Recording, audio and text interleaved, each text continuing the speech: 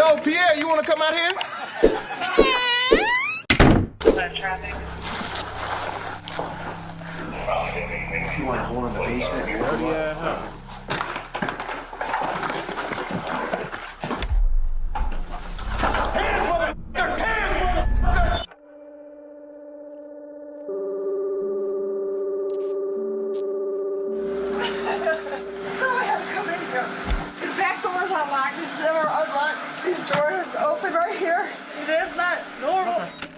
This is Sarah Evans. She's just found the body of her good friend, Benny King, covered in blood inside his own home. There's either that or there's blood all over the wall. I'm gonna guess the latter. The killer, however, was nowhere to be seen, and every witness they had blamed somebody different. All I know, he was a skinny guy, about 6 foot, 6'5", black. With a young guy, he said with a young white guy. Did you talk to that down there? She's been taking all his money. Weeks later, another murder happened across town in exactly the same fashion. They now had a serial killer on their hands, and they had to do everything they could to figure out who it was and where they were hiding out before they killed again. It was me.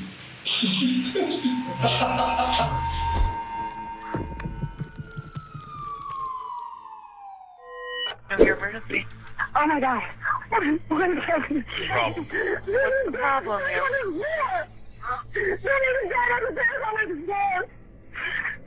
Ma'am, is he breathing? No, I don't know. I'm not Oh my God. Immediately, police rushed to the scene.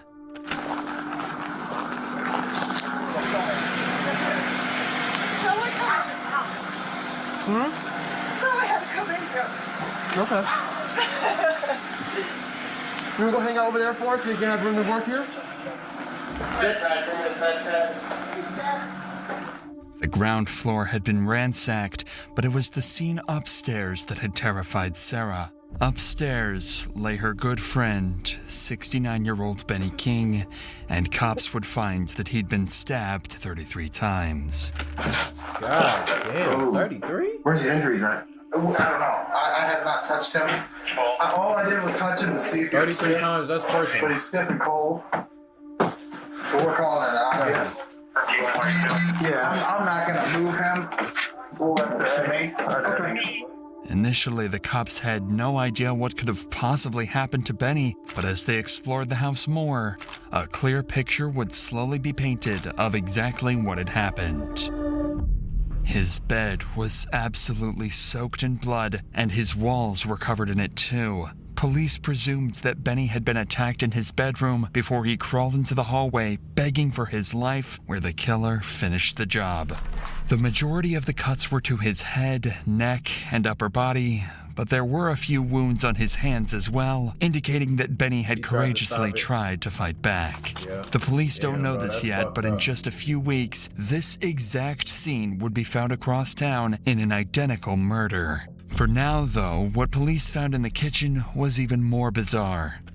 Any ID or nothing? Can't find anything? I didn't dig around too much there. I'm really not going to. Well, because the lady who called said that all of his cabinets in the kitchen are open, and she checks on them on a regular basis, and she's like, I don't know why that would be like that. Like someone was listening here looking for something. Like all the cabinets here are open. I mean, who does this? I'm saying, like, this shit gotta be personal. To go in that house and stab him 33 times and go through all his fucking cabinets, that has to insinuate that that person thought something was in that house. Maybe he has something that's valuable, and that person thought something, or maybe the person saw him going in the house with something that they wanted, or I don't know. But it don't make no sense for somebody, unless it's just some crazy motherfucker just going in people's houses, killing them, and then just ransacking their kitchen. Oddly, though, nothing seemed to have been displaced or stolen. Something very strange is going on. So the cops turned to the person that discovered Benny's body, Sarah Evans, who had some crucial information that would start to spiral this case into a complex mystery. Was it the back door that you found open? No, the front. When I come back to 11:30, this door was locked. Okay. And when I called you, when I come back up, the front door was unlocked. Okay, so you actually here this morning at 11:30. 11:30, and you spoke to him then? No, I didn't see him. I thought he would lay down and take a nap from drinking. And then you came back a little bit after 1, and that's when you found the door open. Yeah, it was unlocked. Okay. The back door is unlocked too. Does he usually keep his doors locked? Yeah. So I said he locked it. Look at where he live at. He needs to. But as soon as he gets up in the morning, he unlocks it. Was the dog out when you got here? No, the dog was in the chair. Okay. In the chair when I come in the door. And that's why I knew when I seen the stand over and the dog in the chair. Detectives then asked Sarah if she could think of anyone who had any issues with Benny. That's when she mentioned 2 brothers, Justin and Johnny, who were often seen visiting Benny. Sarah also told them that they had ongoing problems with Benny and were sometimes seen fighting with each other. In fact, their most recent argument resulted in Benny chasing them off his property with a shotgun. Justin also had problems with drugs and was always on the lookout for a way to make money fast. So it's rumored that he'd stolen something of Benny's and pawned it, causing all these arguments. The drug addiction, history of exploiting Benny, as well as the gun incident just days prior, meant that police figured they finally had their suspects. But that's when Sarah mentioned a suspicious vehicle that had been spotted outside Benny's house right around the time of his death. I ain't gonna lie. 2024, I'll buy the fuck out of a Hummer. Hummers are hard. I ain't gonna lie, bro. I'll buy a fucking Hummer, bro. I get some chicken. Nigga, if they still making Hummers, I'll buy me a fucking Hummer. Swear to God. This morning, I guess, and sped away, and come back. I know it was earlier this morning, and come back, and sped away again. He said it was a younger white guy driving. Who said that? A guy. I can't tell you because he's in trouble. He's got warrants. You know? Okay. Well, what's his warrants for? Is it I have no idea. So I'm just giving you the information I was given. Okay. This seems like vital information, but the only guy that saw it is quite literally on the run from the cops with outstanding warrants. So the officer tries to see if he can strike a deal. Okay. Well, I'll tell you what. There's a detective coming. Okay. I understand you guys' friend has some warrants. If it's possible that we can guarantee we will not arrest him, not do anything, did you guys can go ask him if he'd be willing to talk to us then? Ordinarily, a fugitive would never agree to a deal like this, but because Benny was such a nice and respected guy in the neighborhood, he comes outside just a few seconds later to tell the cops everything he knows. How's it going, brother? Wow. I was out here on my He's friend's bold. porch and I saw this goldish, older style Hummer, big body Hummer, speed away from over here. I didn't hear no noises like gunshots or anything. Okay. But it was About what time was that? And whoever is doing this is an idiot. For you to be doing shit like that, for you to be running up in people's houses, stabbing them to death, for you to be driving and pulling off with a car that's easy to describe like a gold Hummer, who the fuck is gonna miss that? 10:30, 11ish. How many people are driving Maybe a gold 12. Hummer that you know? No, no, it had to be like, I was up there at 11:30. okay, it had to door be was about locked. 10:30 or something. Okay, so between 10:30 and Because 11, then I you're heard her thinking? screaming about something, then all this happened. Okay. Then she discovered could that. never Not drive seen that car vehicle. again. You've never seen that car around here or nothing? Did you happen to see who was driving? A white male, Okay. blondish, Sell it. short I don't hair, know. Give it like away. kind of crew cut like yours. Okay. I would say anywhere from his mid-20s to early 30s. He sped around the corner so fast his tires were squealing. I was like, what the hell? If the car had shown up around 12 that night, that's right in between Sarah's 2 visits to Benny's house, the exact window where Benny was murdered.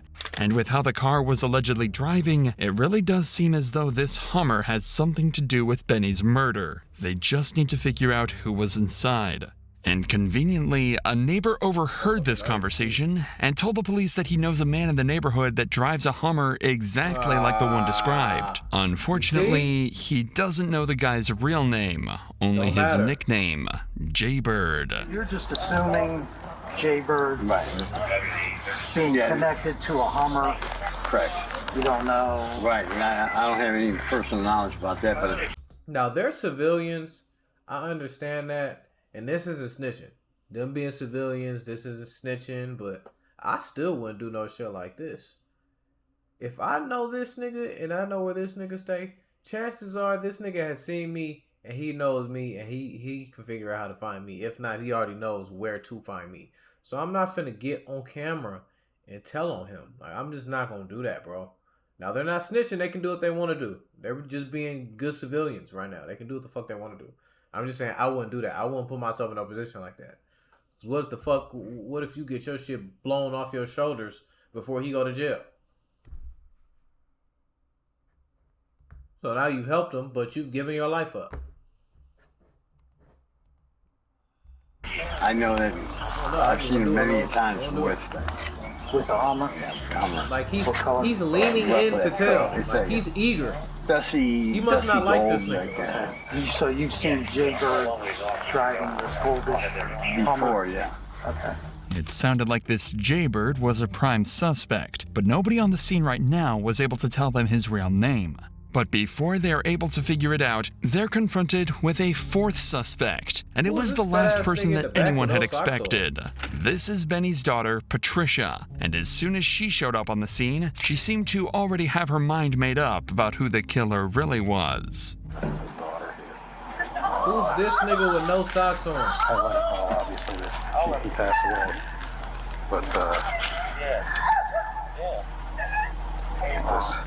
Did you talk to the bitch down there? Let me say this friendly. That lady down there has been paying his bills. And she's been taking all his money and not paying on his bills. So the gas bill I have not yet. What? Lady down there has been paying his bills. That lady down there has been paying his bills. Insinuating what, people? That she's been paying his fucking bills. And she's been taking all his money and not paying on his bills. And she's been taking all his money and not paying on his bills. But didn't you just say that she was paying his fucking bills? So is she not taking his money and paying the bills, or is she paying the bills, or is she not? What? So the gas bill I have not yet paid. We don't have a bill. So I don't have a bill to say because she's not giving him the bills. She's keeping them. She is writing on the receipts what she is supposed to have paid versus what she really paid. And this has been going on for over 3 months. So she's been ripping off for 3 months. He's never had a bill that he never paid in full until this lady down the street decided that she was going to help him. She took upon herself to help him. There we go. And that's her way to get her drug fix, is by taking his money. That's right. She's talking about Sarah. Apparently, since she's taken over paying Benny's bills, they've all either been late or underpaid. Patricia is certain that she's been stealing money from Benny this. So she's been taking Benny's money, right, and skimming off the top of it to fund her dope habit. Way, and in fact, she thinks she might have stolen even more too. And his money better still be in there because I know exactly where it's at. Oh, it's nice. It's gone. It's in a cabinet in this kitchen and a coffee jug. She got that. Usually, yeah, the body's not in there no more. She got that. I'll be right back out with you.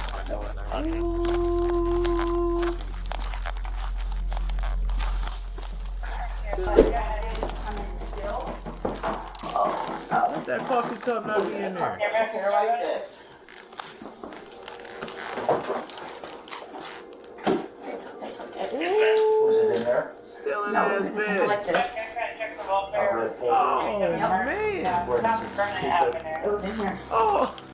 Oh, man. Can I get an oh, man in the comments? Oh, man. So whoever did Swiper, this no knows exactly where he swiping. went. And she's one. got and him. Johnny, those are the two She that got are down him. here. Those two are the suspects. I'm telling you, there's nobody else. Them two. Ooh. Everything is starting to fall into place. It now makes sense why the cabinets were flung open. Whoever killed Why? Benny was looking for money. And that's not even the biggest revelation the cops are about to have. Not even close. Currently, they have 4 suspects. And any one of them could be their killer. I never hide my money in the fucking kitchen, though. In the kitchen cabinet, you out your mind, bro. If I need to hide some money, I'm not even going to hide it in my home. At all. I'm going to go hide it somewhere. I might keep a little tiny bit of cash in my... Maybe But nothing worth coming in my house and robbing me for. The fuck? And even if you do that, man, you getting your shit blown off. Smooth off your shoulders. Off. Each one of these could take days to interview and process, but with every hour that passes, the killer is getting closer to finding their next victim. Like a fat ass Steve Jobs. Luckily, after talking to another neighbor, they were given some vital information that cut down their search just a little bit and sent them in the direction of one man in particular. They were able to discover that Justin, one of the suspected brothers from earlier, had a nickname. Jaybird. The money, the gun, the drugs, the Hummer, everything was lining up. And in the cops' minds, this could definitely be their killer. So to ensure they had all the information possible, they started interviewing his brother, Johnny, so that when they got around to Justin, they'd have no trouble getting him to confess. Oh, hell, probably afternoon, I took my dog over there so you could see him. Me and my wife did. I had her take dog around back. Then I brought the dog in for a couple minutes so he could pet it. He got pissed off about something, so we left. What did he get pissed off about? He did. What did he get pissed? What was he pissed that little about? dog he's got, he don't like no other dogs. You know what I mean? Being around his little dog because he's afraid the dog's gonna eat him. Do you go over and see him quite often? Yep, sure do. Go over there and drink a beer with him just about every day. So you last saw him yesterday about 7:30 in the evening, or? Yeah. What's this all about? He's dead. You got to be kidding me, dude. No, I'm not. Oh my God. I gotta go down there, dude. The cops figured this reaction to be genuine, and as they talked to him more, they became certain that Johnny didn't know anything about the crime. But that doesn't mean his brother is innocent. In fact, what Johnny is about to say actually makes the cops even more suspicious. Who is Justin? Brother. Okay, when would he have seen him later than you had? No, he ain't been a lot around down there. If somebody said they saw him down there, that wouldn't be true? I don't know. When I go down there, my brother ain't there. Usually, Johnny and Justin would go and see Benny every morning at around sunset, and that's been the case for the last 3 years since his wife passed away. Johnny can't think of a reason for Justin to be down there so early, especially not on his own without telling him. Johnny was even able to provide some extra details about the disagreement they had recently, proving to the cops just how heated it had gotten between them. They both lied. Look, get away from my house, don't you ever come back again. He said, I've loaned you money 4 or 5 times on this bull junk stuff that you bring me. I'm on a fixed income here. I can't just keep giving. He physically pushed him? Oh, yeah. By this point, the cops had already heard all they needed to hear. 19 hours later, they managed to track down Justin and would bring him in for interrogation. Justin was left in the interrogation room for around 45 minutes before the interrogation began. This is a tactic used, among many others, to make Justin feel as uncomfortable as possible. That nigga done stressed a black hole in the middle of his goddamn head. You are arrested for those warrants we talked about. You got 4 warrants on you. How do you know him? What is your relationship with him?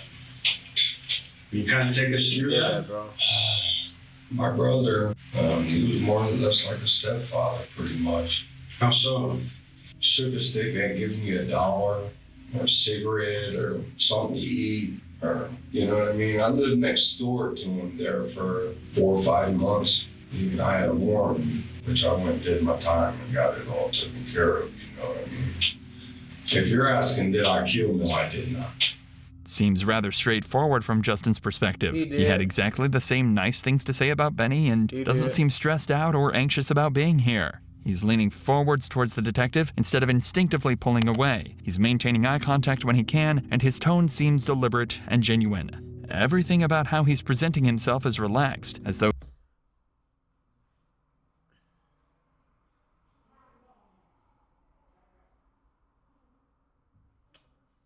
he did that shit, and I'm gonna tell y'all what, it's just the way that he's putting his fucking hands together. Something about this shit right here. Who the fuck puts their... It's something about this right here. This that screams, I stabbed that nigga 33 times in his home. So he's just trying to give the detectives what they need and get out of there. But unfortunately, just saying you didn't murder someone isn't enough. But serial killers are like that though, bro. If you pay attention to all of them, Jeffrey Dahmer, crazy motherfuckers, Ted Bundy, all of them, man, you look at them in interviews, bro, they're just like that. demeanor is calm. They're composed. Their tone is real calm and cool and collected. They keep very, very good eye contact. Like, you would never know that these motherfuckers would stab the shit out of you. Swiss cheese your ass with a knife. Enough for the cops, so they decide to confront him with the evidence they've gathered against him. That shit not full of me. Give your love, and I'll give the joy. So we talked to everybody in the neighborhood except for the one person that they said he banned from the house. Was me. So, Yeah. Is it over money or what was that about? Yeah, it was over money, but no, I was with my brother at his house. I told you he was drinking beer with. I had to take a shit, okay? He told me rather than tell me. Sorry. You say anything about a shotgun? Yeah, he did. He told my brother, he's like, I should take my shotgun down there and pump a couple of the twigs in his ass. He said that. My brother did. I guess. He never had a problem giving me money or anything like that. He pulled it right out of his pocket. He was a good guy. I cared for him as a dad. Justin was banned from the house and there was an argument over money. But it doesn't seem like he held that against Benny at all. But the detectives find this strange.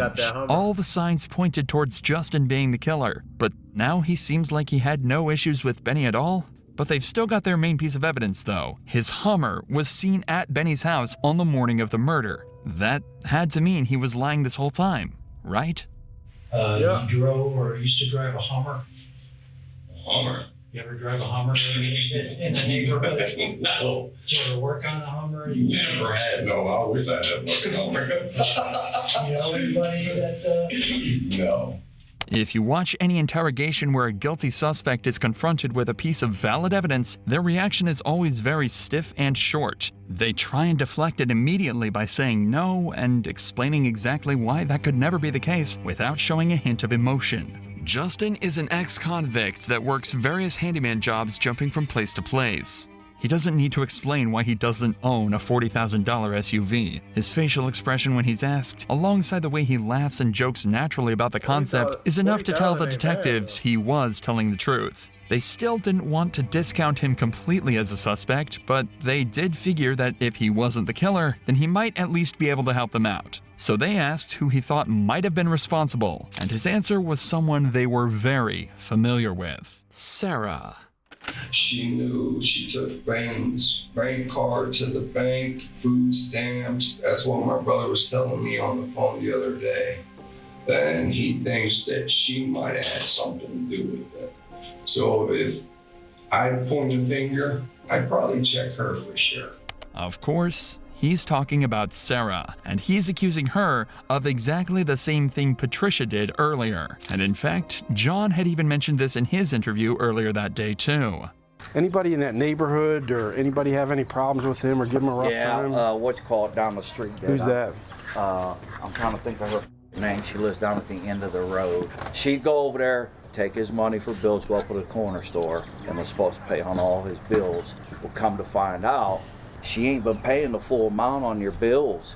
She's been only paying the half. And I went over there one day. He said, after all I've done for that bitch. Did they reconcile at all, or? No, he said, look, you're a thief, get the out of my house, don't ever ask me for another dime. Quickly, the cops are starting to realize that Sarah wasn't the wonderful, trusted member of the community that they'd assumed she was. Now, 3 people have claimed that she was exploiting Benny's trust to steal his money, and all are saying that she could be the killer. To make matters worse for her, she's also the only person left that knew about his money stash in the coffee can. Things are getting extremely complex, and the cops have already worked tirelessly for days now. And the problem is, the longer this investigation goes on for, the longer the killer is on the loose, meaning the higher the chances that they might kill again. So now, 6 days after Benny's murder, detectives bring in Sarah for an interview. It was imperative that they either catch the killer right now or get new information that brings them straight to them. If they don't, then they'll have no suspects, no leads, and a murderer at large. We know that called 911. We got the recording, so we listened to that. We understand that you would pay his bills. Tell us about that. Well, that's where we had a dispute. I went to pay his bill. One time I paid $40 on it. I needed to borrow that. He said, go ahead, did not remember. I paid him back his $40. That's why I was still wrong. That was, you weren't there. That we made up, yeah. In the interview, similarly to Justin, Sarah doesn't deny the disagreement between them and fully admits that she took some money from him to pay his bills. But again, they seem to make up and become friends again. This time, though, the detectives aren't buying it. Not when so much is on the line. We're hearing two different sides of what we're talking about. We're hearing what you're telling us, but we're hearing from his daughter and what his best friend's telling us. Now, we've been hearing that he banned you from coming to his house. He didn't want you handling his bills or anything like that. So much that the owner of the store called him and said, hey, she's scamming you. So you're telling us that is not true. That's not true. That is not true. I went up there. I didn't go up there until I had the $40 in my hand to pay him. Sarah is saying that all she took from Benny was $40, and she even paid it back. It'd just been blown out of proportion as she wasn't able to get in contact with Patricia and Johnny to clear her name again. It's suspicious, but the detectives aren't going to get anything more out of her on this front. So they decide to ask her some more background questions. Usually these don't end up solving the case, but this time, one of their questions provoked an answer that seriously piqued their interest. There's a lady there that was smoking. She had like salt, pepper hair, long hair. That's not your. Let me ask you this: it's not your daughter. That she's not. My daughter. Yeah. Yeah. That's your daughter. She doesn't live there with you. Do you have any other children? Yeah. Did any of them live with you? The audio we received from the police department is censored here, but Sarah tells the cops about her other kid, a boy named Jason, a boy who had just gotten out of prison. Yeah, not no kids. Oh yeah. He's got out of Kids. prison. I'm sorry. Her kid, though. Oh, when did he get out of prison? This December. What was he in jail for? Robbery.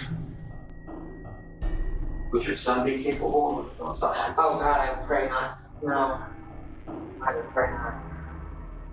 According to the detectives, when they asked this question, Sarah tensed up and seemed extremely closed off. She inhales sharply and her whole body jumps when they bring up this possibility. As far as the detectives are concerned, whether intentionally or not, she just told them there is a possibility. That's all they're able to focus on, and it all makes sense, too. She knew about the coffee can full of money, so what if she'd accidentally mentioned that to Jason? He'd just gotten out of prison for robbery, and it'd make complete sense if he saw Benny as an easy target and decided to try and steal his cash. That could even explain the Hummer, too. It was a nice car that Jason might have jacked and used to get in and out of the scene quickly. Instantly, the hunt for Jason began. But no matter how hard they tried, they just couldn't track him down. But that's when some new information came to light. Information that would change everything.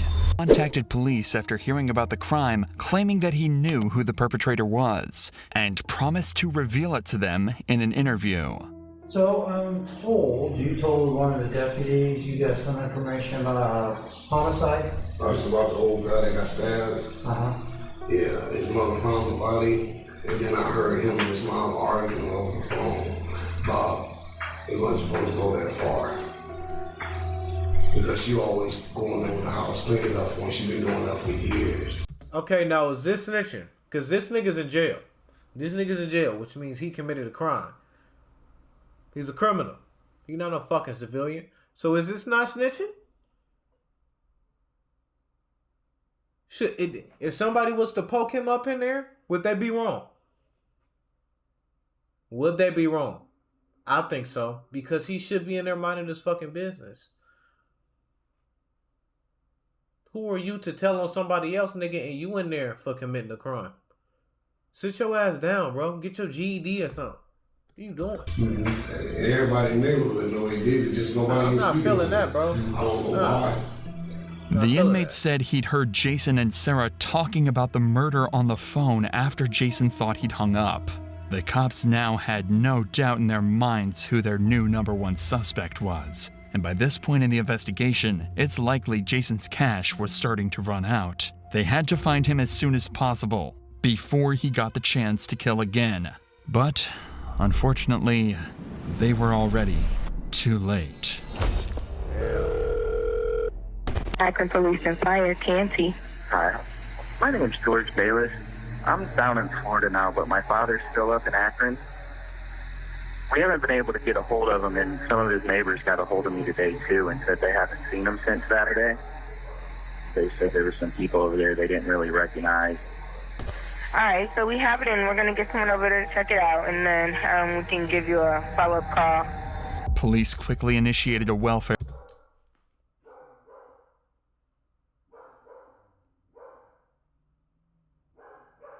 Shut up!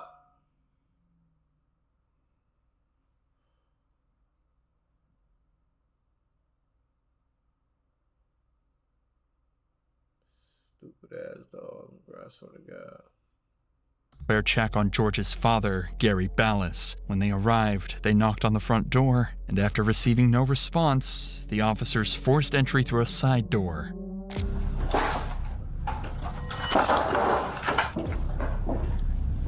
Gary! Oh, shit. Akron Police! Gary, it's Akron Police!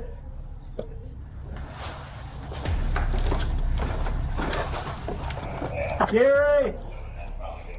On Thursday, May 21st, Gary Ballas was found dead. It was obvious he'd been dead for a few days, and given the abundance of stab wounds, it was ruled a homicide. An investigation would turn up very little information, except for the fact that Gary's car was missing from the driveway. So next, they started to talk to his neighbors to see if they knew anything about what had happened. Took his car.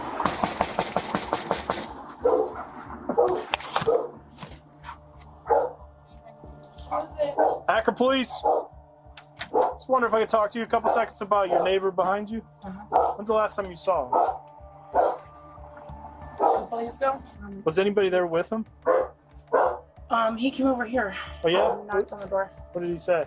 He came over to pick flowers out of the yard. Purple ones? My lilacs. Did he have anybody with him when he was there? He came over here by himself. Did he have that car there Tuesday? I don't remember. I was over here. Right. Do you remember? Do you know what kind of car it is? Blue station wagon. Like a Subaru? Yeah. Anybody else live here that might have seen him? He look like he driving just my up. Hey, what's up? God, he does. Have you seen your neighbor Like, lately? that fits in perfectly. Yeah. No, last time I saw him was like 3-4 days ago. The car was there when she took the flowers over, or do you remember? The car hasn't been there for over a week. A week? You want to step out here for 1 second? So Gary is deceased. It's looking suspicious. That's why I'm asking you these questions. He hasn't mentioned anybody. You haven't seen anybody. You haven't heard any fighting. So obviously, then it was somebody that's come here before. It's a little odd for Gary's car not to have been at his place for over a week, especially given Gary was still home. Yeah, There's a chance that this family could be misremembering, but the cops got exactly the same information from each of the other neighbors. We gotta find him. Hi, sir. Sorry to bother you so late. Yeah, bother. Okay. Are you familiar with the older gentleman that lives at the blue house across the street? Yeah, that's Gary. Gary? Yeah, that's her. Jenny. Jenny. Hey, Jenny. I want to know if we're familiar with Gary. What's, He's our neighbor. She used to help him out. She used to babysit his wife. When's the last time you seen Gary? His wife? In a couple days. Couple days? Yeah. Like, he was out cutting grass. Do you remember what day that was? Today's what, Thursday? Yeah, today's Thursday. Thursday, probably not Monday. Monday? Yeah. He's always out cutting his grass. Is he? He frequents cutting his grass? Yeah. What, is something happened to Gary, or? You were investigating an incident that occurred over there. Oh, okay. Okay. The only issue was, not a single one of the neighbors could tell the cops who might be driving that car. Gary did have visitors over somewhat frequently, but they never used his car. If the cops could figure out where the vehicle was and who took it, it seems like they'd have a pretty sure shot at finding the murderer. And that's when they talked to this couple, who claim they've seen a new guy around his house recently. Excuse me, has anybody been over to talk to you guys yet? No. Okay. You know, I called the police out here yesterday, and they didn't even mind go in there. I don't have my mask. What did you call them yesterday for? Because I haven't seen him since Saturday. It's not like him to leave town and not tell me. You haven't seen him since Saturday? Nobody answer that door. But you said you guys are positive, though. It was Saturday he was cutting his grass? Yeah. Have you seen the guy with the cane before? No. Nope, never seen him before. Was he white or black? White. You said he was younger? Yeah.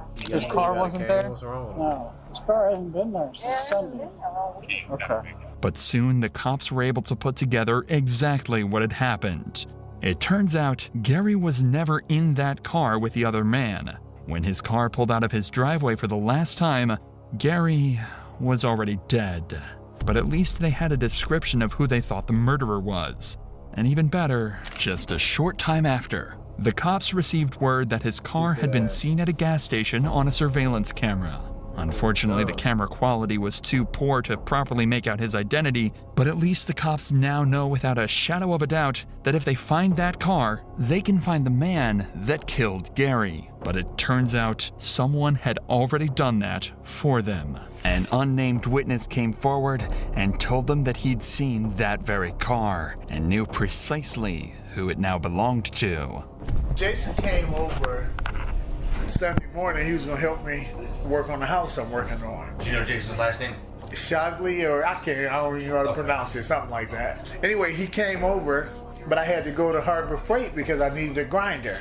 And so I told him, I said, I got to go to Harbor Freight. He said, oh, I'll take you. And I said, wait a minute, Jason. I said, I'm not getting in no hot car. I said, is that car hot? He said, no, the car's not hot. Uncle Willie, no, I wouldn't do you like that. The car's not hot. The car this man is talking about is Gary's Subaru. Car scorching. Scorching. Scorching. Talking about, nah, the car not hot, Uncle Willie. That car boiling, nigga, boiling hot, flaming fucking hot, like some Cheetos. Niggas just be lying, bro. But more importantly, he just mentioned the name of the man they believe killed Benny, Jason Shockley. This was a shocking breakthrough in both cases. Not only have they essentially just solved Gary's murder, but now they're hot on Jason's tail and have more evidence than ever to try and track him down. Back on the scene, they'd also noticed that Gary's credit cards had been stolen, and this guy's story even lines up perfectly with that, too. He said, my friend let me use it. He went to Florida.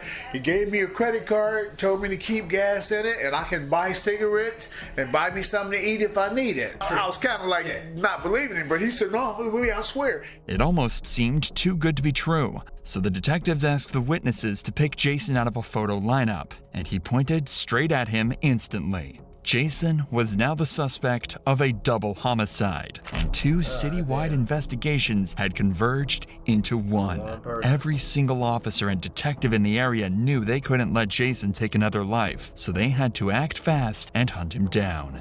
That's when police received one final phone call, this time from Sarah Evans, Jason's mother. On that call, knowing how dangerous he could be, she decided to give up her own son and told the police the address of his safe house. No, he's white there. This dude's black. Oh. What's the bigger one? This one? Which house is it? It's the second one. The one on the right. 1887. Is there a way to get the back there? I don't know. But that's the part we get. I ain't mad though, I'm just saying. It do be that. It be all empty. Yeah. Nigga in the band up. 46, 14, 47. Watch that, lose that. Officer, get back to ship, single that traffic. The house was abandoned, boarded up, and dirty. It was unclear if anyone was even inside, but the cops have to be extremely vigilant as they know Jason could be armed. After clearing the first floor, they moved upstairs as a group and tried to figure out where Jason was hiding. Niggas be so stupid, bro. If you gonna commit 2 murders, bro, there should be no reason as to why you're in an abandoned house still within the area. Nigga, you need to be... you should even be sleeping until you figured out a way to get out of that city, at least. You really need to get out of the state. Really need to get out the country. But first you need to get out the city. Then you get out the city. You get out the state. You get out of a state, right? Go to another state. Then when you go to another state, you got to figure out how to get out the country, bro. And never bring your ass back. Ever. Nigga, you don't go into an abandoned house still in the same city. Stupid. Where your mama know where you at, you don't tell nobody. Nobody where you at.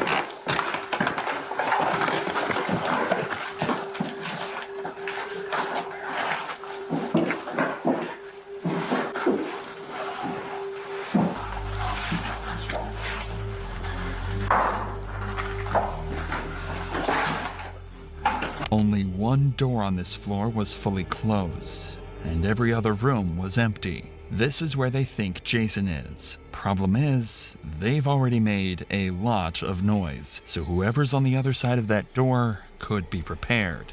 That's why they decide to storm in. Hands, motherfucker! Hands! Hands, motherfucker! Hands! Don't move. Roll up. Look, this nigga thinks shit sweet. This nigga got Shastas and peanut butter and salt and... Over, put them on the top of your head. Roll on your stomach, hands are behind your back. Let's go. Hurry up, Jason. Right, I got you. What's that knife?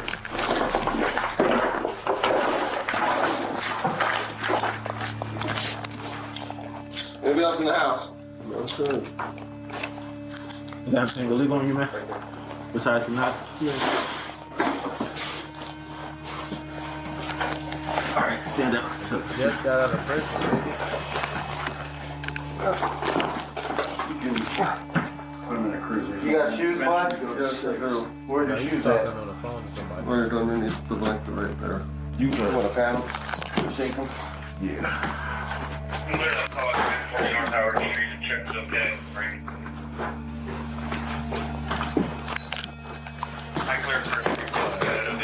How old are you now, man? 30.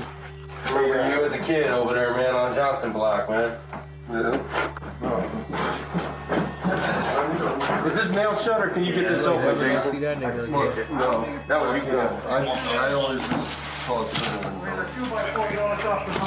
Okay. Oh, are you out there? Yeah, I'm right here. Here he comes. All right. Do you know if there's anybody? One foot at a time. Have anybody else? Watch your head. On the car. I don't think so. I don't think they even know. Yeah, we need to get. Come on, man.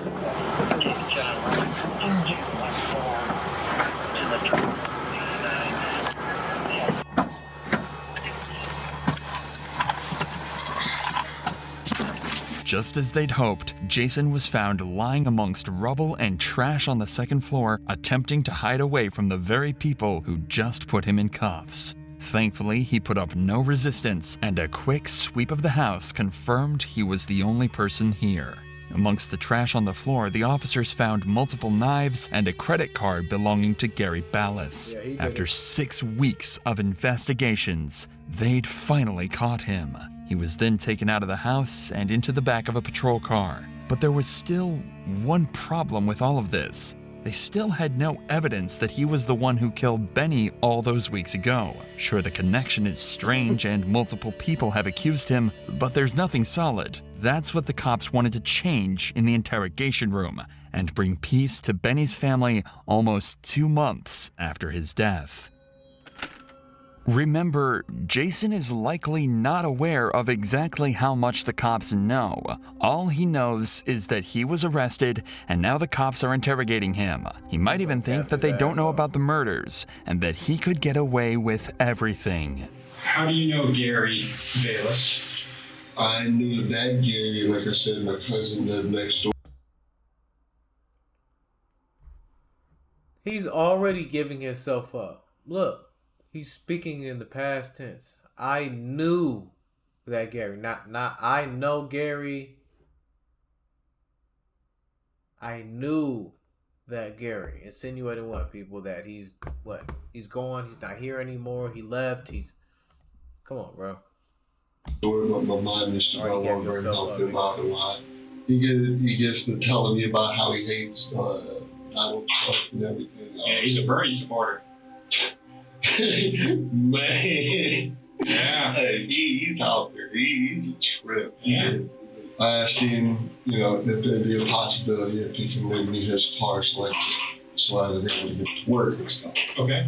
You know, he was iffy on it for a second, you know what I mean? He doesn't like people using his car and stuff. Right. He was like, I'm gonna be happy. He was like, I want to see you succeed. He said, I want to see you do like, he knows I just got out of prison. So how long you So he did get out of prison. I've had his car for a few days.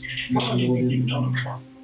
I've known got out of Gary prison and for stabbed 2 fucking people to death. 9 years. Oh wow. Moron. Yeah, a long Crazy relationship. motherfucker. I've stayed a night or two at his house before. So you've been in the house before and stuff? Oh yeah. Okay. Yeah. Everything up until this point is mostly the truth. He did know Gary and he had spent some time with him recently. But remember, he was found with Gary's stolen credit cards in his stolen car just days after he was murdered. This is shaping up to be a textbook interrogation where the detectives will have to catch him out in various lies in order to extract the truth. And they're about to start that process immediately. Jason, tell me what happened there. What do you mean, tell you what happened? I have people that are in the area that see you and him together. He's been deceased since about the same time you seen him. You've got his card and his credit cards. Okay. You need to tell me what happened. I told you, he lends me his car for work. Why is his neighbors and his son and everybody else saying that he will not lend? And it's been a week. That's what I'm saying. You got this nigga's car, nigga, and it's been a week, and you're still in the city? Dumbass nigga. You should have at least been in another state by now. You've had a week? Not to say that I wanted him to get away, but I'm just saying these niggas be dumb as hell. Like, what are you doing? Everybody's told me that. It's a week later, nigga. You still driving his whip around. In the bando. All I did was knock on the outer door. You can smell it from the sidewalk.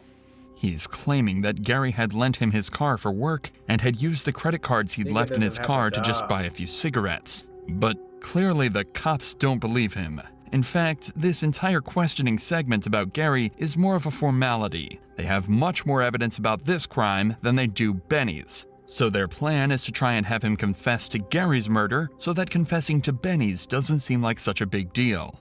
It seems like a clever strategy, but it won't work if Jason simply refuses to admit to anything. Wouldn't you agree with us that it's kind of weird that you're the last person that seen with him? Yes. I find that weird. I see where you guys stand with it. But at the same time, I'm not no dude. Yes, you are. That's not shit I do, man. Well, sometimes people don't go in it. Sometimes people get in arguments. No. Anybody that knows me will tell you that's not what I do. So what? I smoke some crack. I've been smoking since I was 10 years old. But you know what I do? So yeah, he did it. That's everything I needed to hear. Any nigga that's been smoking crack since they was 11 years old and they just got out of prison, he'll stab 2 niggas 33 times. Steal a car, go buy cigarettes with their credit card, and then sit in the interrogation room and lie. Cap their ass off. He did that shit, bro. Immediately jumped into it. Nah, I ain't no murderer, bro. I ain't no murderer. Ooh, yeah, he did it. This nigga's a fucking weirdo. Stupid shit like that. This nigga looks if you were a jury and you heard I know your he story stinks, bro. I'm about surprised a he's that close to man him. who loaned you his car, who has been known not to loan his car to anybody. His family says, his neighbor says so. Because if you don't help yourself, this can end up really bad for you. When confronted with the cold, hard facts, something changes about Jason. He loses his confidence, he's fidgeting with his hands to try and distract himself, he avoids making eye contact with the detective however he can, whether it be looking down at the table, up at the ceiling, or even at the wall next to him. He almost looks ashamed. And that's no illusion. Pay close attention to what he does next, as it marks the beginning of a startling confession. Even if you did wrong and the judge, and you admit to what happened and everything else, the judge takes that into This nigga's about to crack. because it shows remorse. I think we got him. You want me to turn it off? Stop. You erased the first one. I'm not erasing anything. You erased the first one. I'm not erasing anything. That's evidence. I can't do that. No, you erased, I'm saying, if you erase the first one, I'm going to tell you what you have. There, it's completely off. Jason thinks that audio recorder is the only thing recording what he's saying right now. Somehow he doesn't realize the camera in the corner also has a microphone built in. So now that the audio recorder is off, he thinks he's free to say whatever he wants. He's over there drinking wine and stuff, just talking bullshit. I guess my mom had borrowed $20 from him. You know, he was telling me about it and stuff, and then you have to be in, you know, girl with me, so I'm very protective of my mom. Okay. I understand that. He got to talking real crazy about my mom. I asked him, I was very please stop. So, I'm like, you know what, I gotta go. I get up to leave, and he threw his cup at me, and it had wine in it, and he threw it at me. Picked up his knife, I pushed him down, he dropped the knife, and I took the knife. Where'd you push that knife? Back into his chair. He said, I'll shoot you. And when he went to reach, I went, shut up. He's so scared. It was a textbook confession, and the cops did an incredible job at helping him through it and making him feel comfortable. The thing is, they know this still isn't the whole truth, but it's all they need for now. They could disprove his self-defense story later in court. What matters is that he admitted to it in some respect. Now they can switch gears to Benny's murder, but he's not going to make that one as easy. You probably are going to prove that you did Benny. No, because I didn't do Benny. And you're definitely going to be looking at a capital case. And I'll be looking at a capital case as an innocent man for somebody out here too. You told us about Gary. Just like Detective Kennedy said, the two cases are like a mirror. No, you're lying about the cases being similar. Despite just being finessed into admitting to murder, Jason suddenly thinks he's the smartest person in the room. The cases are almost an exact mirror of each other, but Jason thinks he can escape liability for at least one of them. But he's dead wrong. And see, here's another thing. You just told us that you went through Gary's pants. You went through Benny's pants too. Because Benny was known to carry several $100s in his pants pocket. That I did. Everybody. No, Everybody knew. I did it. So Benny Why never everybody pulled know how money much out. money I didn't say that. he carried around in his Most pocket? moms are like, there's no way my kid would do that. No, she Like, was he knows for telling a fact people that that? I didn't do that. I'm not saying about Benny. I'm just saying your mom's sitting here thinking, if my son possible, if it's possible. Well, we talked to her about. No, she ain't. Just did. Yeah, we talked about. She's freaking out. And as far as me asking her if I thought you did it, it was now, hell no. It was, oh my God, I hope not. Jason, do you see the lying? Yeah, I think he did it. He definitely did I it. done told you about Gary, bro. He's getting But upset. this shit about Benny was not me. Now he's getting And pissed. He did despite it. all the pressure the cops put on him, this is the story he stuck to. It seemed he thought he could maybe convince a jury of one self-defense charge, but two was simply too suspicious. But that didn't matter, as the cops figured they still knew exactly what happened. Jason knew Benny through his mother and had heard about the coffee can of cash. He broke in one morning in an attempt to steal the cash, accidentally waking Benny in the process. They started fighting, and Jason, fearing he'd call the police, stabbed him multiple times. Eventually, Benny crawled out to the hallway where he bled out. They also started to discount his story about Gary's murder. They believed that it wasn't any form of self-defense, and in reality, it was simply a disagreement. Jason had gotten irrationally angry after Gary refused to let him use his car. In his rage, he shoved him to the ground and killed him in the same manner, before stealing his credit cards and leaving in his car. These are the theories that the prosecution presented to the jury, and, as expected, they believed them. Only one person was charged in the murders of Benny King and Gary Ballas. Justin, Johnny, and Sarah were all ruled innocent. But Jason wasn't so lucky. Surprising. In 2022, he was convicted of both of the murders and sentenced to life in prison. If you're interested in watching our uncensored... penalty. I'm not gonna lie, they definitely should have gave him the penalty. He deserved that.